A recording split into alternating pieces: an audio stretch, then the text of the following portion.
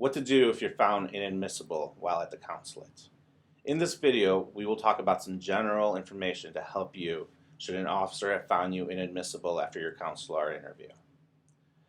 There are steps that you should take to get started. You want to try and start navigating past this painful hurdle. Now, let me just quickly say that this information that we're giving today is general and represents what the law is as it stands today. And I full-heartedly want to advise you that you should meet with a qualified immigration attorney, as the laws can change over time, and you may have a unique situation that is not covered by this video. So first, you need to take a moment to gather yourself. I've counseled families that find themselves in this position, and I can tell you from firsthand knowledge that while this is a real obstacle, it doesn't always mean that a finding of inadmissibility is an end to your immigration journey. It doesn't mean that there's no more hope. So second, you'll want to sit down and you want to write out everything that was said between you and the officer. It's important to write it out as soon as possible so that you do not forget any important facts that could turn your case.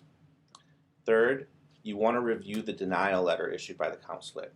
In almost every instance, an officer will identify the grounds of inadmissibility within that letter.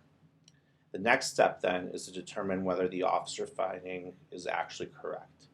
If you disagree with the laws applied, there are steps that you could take, such as reaching out to the embassy.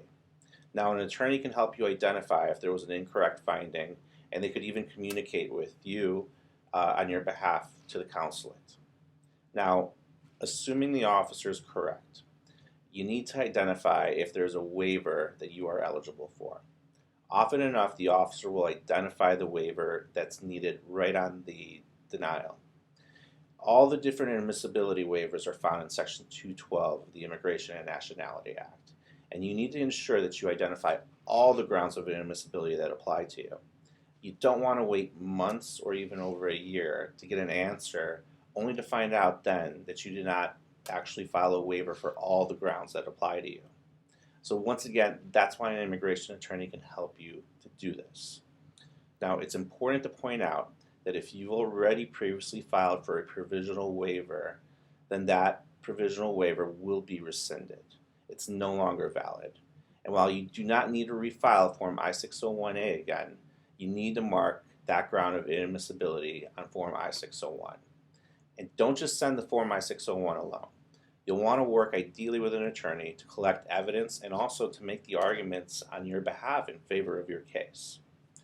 If you feel that you're overwhelmed or in over your head and you want a formal consultation to talk through this problem, please feel free to reach out to our law firm. Call us at 855-554-6369.